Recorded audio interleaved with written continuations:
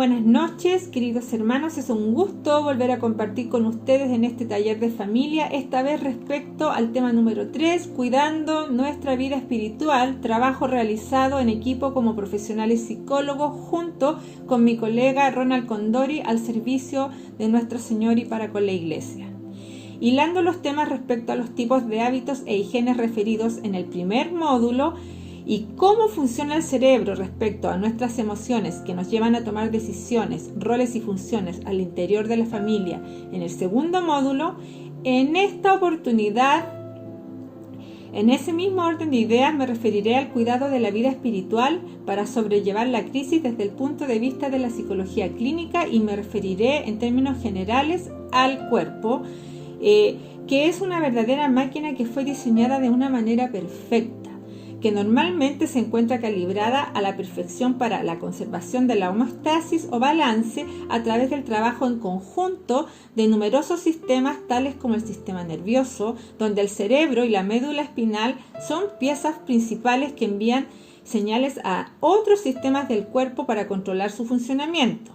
También el sistema cardíaco, donde el corazón y los vasos sanguíneos son protagonistas, que se encargan de transportar la sangre limpia con oxígeno y nutrientes hacia todas las células del organismo, además de contar con el sistema endocrino, que secreta hormonas desde distintas glándulas para que actúen en células específicas que propiciarán un efecto deseado en el organismo. Específicamente desde el punto de vista psicofisiológico, de acuerdo a los estudios de los profesionales de la salud mental, en general han señalado que los principales aspectos psicológicos que han surgido en este periodo de confinamiento a raíz de la crisis sanitaria, social, educacional y económica que estamos viviendo son la tristeza, elevados niveles de ansiedad, transformados en angustia, fatiga, desmotivación, estrés y depresión. La mayoría de estos asociados a niveles de hormonas como el cortisol, que se activa ante estados de alerta. En la región frontal izquierda del cerebro se halla implicada en la experiencia de emociones positivas, ¿ya? Mientras que la región frontal derecha se relaciona con emociones negativas. Importante señalar que la dirección motivacional vincula la región frontal izquierda del cerebro con experiencias de emociones que provocan el acercamiento. La corteza cingulada anterior del cerebro se encarga del control de las emociones y la corteza dorsal lateral prefrontal del cerebro de la toma de decisiones racionales, que permite controlar los estímulos y los impulsos. Sin embargo, en un estado de enfado, todo esto puede llegar a agotarse y dejar de funcionar. En el sistema neuroendocrino, el efecto de la ira supone altos niveles de testosterona, que es la hormona vinculada a la conducta agresiva, así como también los bajos niveles de cortisol, la que también influye en los estados desmotivacionales y depresivos. Desde allí, el concepto expuesto en las exposiciones anteriores del higiene alimentario o el higiene del sueño, entre otros. Respecto a la importancia de la alimentación, expertos de nutrición de la Universidad de Chile señalan que la comida está estrechamente relacionada con el estado de ánimo. De hecho, se dice que el estómago es nuestro segundo cerebro. Desde allí la importancia de los factores psicológicos con la alimentación. Es así que se recomienda que se consuman alimentos con altos niveles de triptófano, como por ejemplo las legumbres, los huevos, los cereales, los pescados, las carnes rojas y las frutas. Muy por el contrario, no se recomienda comer comida chatarra, porque eso va a impedir que funcione la hormona dopamina, la serotonina, que son las hormonas de la felicidad, ¿ya? Y eso a corto o a largo plazo nos va a pasar la cuenta, no solamente en temas de poder engordar, sino que puede generar tristeza, angustia, diabetes o enfermedades cardiovasculares, ¿ya? Quisiera graficar el tema de la diabetes. Por ejemplo, si comemos mucho y entregamos poco, al final el cuerpo se va a enfermar y se va a tener que mutilar, lamentablemente, un miembro de nuestro cuerpo. Ahora quisiera hablarles del balance emocional a través de la música. Con respecto a esto, la música en sí misma incide de manera directamente en nuestros estados emocionales, ya que es un tipo de lenguaje no verbal donde los instrumentos ordenarán los sonidos y hablarán por sí mismos. Desde allí la importancia que tienen los sonidos musicales y cómo sirven en el estímulo del comportamiento de las personas y de sus numerosas emociones y funciones orgánicas y cognitivas, ¿ya?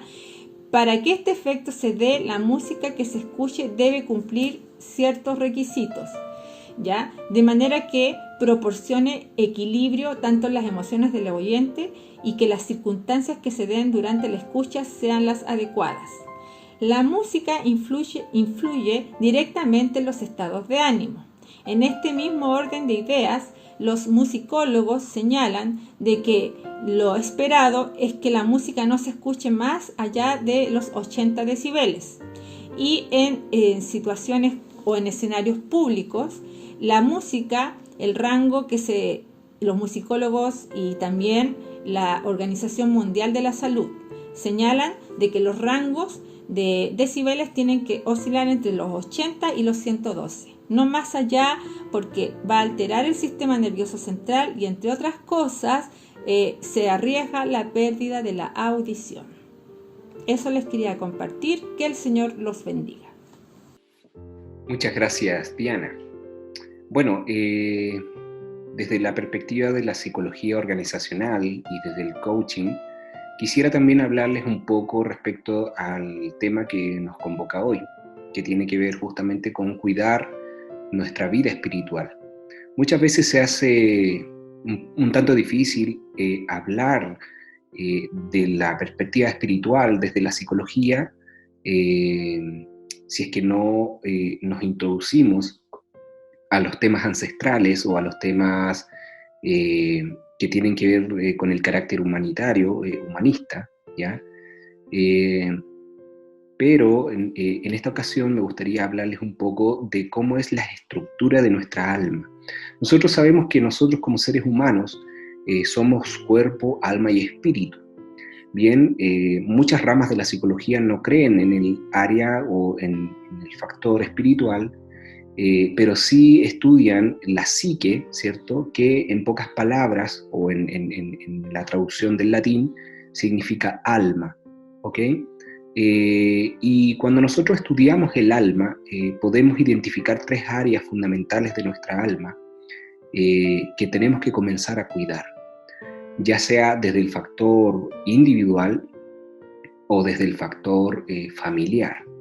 ¿Ya? El alma de toda persona se compone de tres áreas principales, que estamos hablando de los pensamientos o de nuestra mente, de las emociones o de los sentimientos y de nuestra voluntad. ¿Ya? Todos sabemos que cuando hablamos de los pensamientos, estamos hablando de lo que surge en nuestra cabecita, ¿cierto? De lo que pensamos, tiene que ver con la memoria, tiene que ver con los procesos cognitivos, tiene que ver con los recuerdos, ¿cierto? Como el análisis, ¿cierto? El tipo de análisis que tenemos, etcétera. Todo lo que procesa nuestro cerebro y que en cierta manera, bueno, ahí podríamos hablar un poco de los sentidos también, ¿cierto? De la información que ingresa desde nuestra vista, nuestros oídos, ¿cierto? Nuestro olfato, etcétera, y que en cierta ocasión, o en cierta manera, perdón dicho, nuestro cerebro interpreta, ¿ya? Que eso sería la percepción, darle un significado a aquello que estamos percibiendo, a aquello que estamos viendo de nuestro entorno. Por otro lado, hablamos también de las emociones o los sentimientos. Yo creo que todos hemos vivido, ¿cierto? Hoy en día estamos viviendo muchas emociones, frustración, ¿cierto? Etcétera, en estos tiempos. Todo tiene que ver con las emociones, con los sentimientos, ¿verdad? Y por último, hablamos de la voluntad. La voluntad es la capacidad de todo ser humano de poder actuar, ¿cierto? De poder accionar en favor, ¿cierto? O en beneficio de un interés, de un punto central, ¿cierto? De una atención puesta en algo que nos dirija hacia eso.